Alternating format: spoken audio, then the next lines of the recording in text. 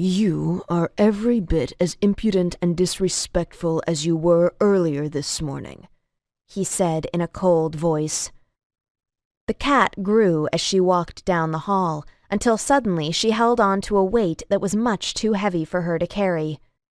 She dropped him, and he continued to grow until he became the massive black panther from her dream. A thrill of shock iced her skin. Her gaze slid sideways to look at the impossible behemoth slinking along beside her.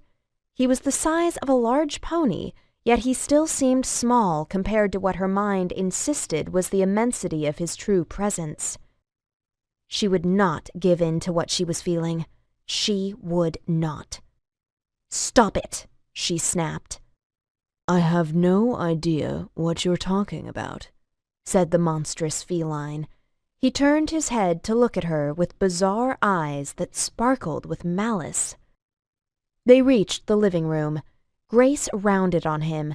She used her fury to propel her forward. She shoved at the giant creature. It was like trying to push a mountain. She shoved at him again. "You're trying to intimidate me." "Well, guess what, asshole? It isn't going to work. This is my home. Those two kids are my niece and nephew, and I did not give you permission to spend time with them. You are trespassing, and it is not okay."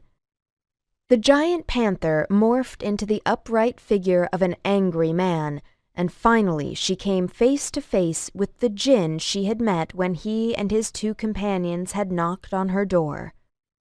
The form he wore this time was tall, somewhere close to 6.5 feet.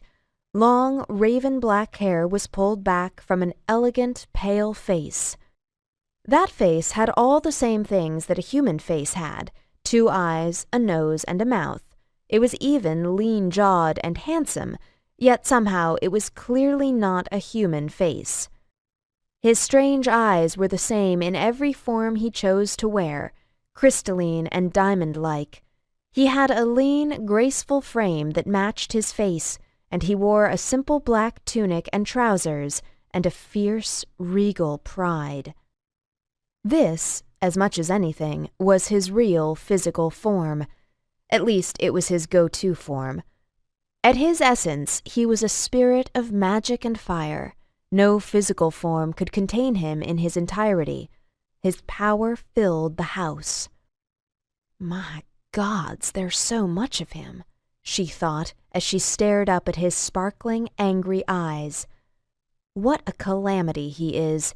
Standing in front of him, she felt absurdly young, very small, and stupidly, excessively fascinated.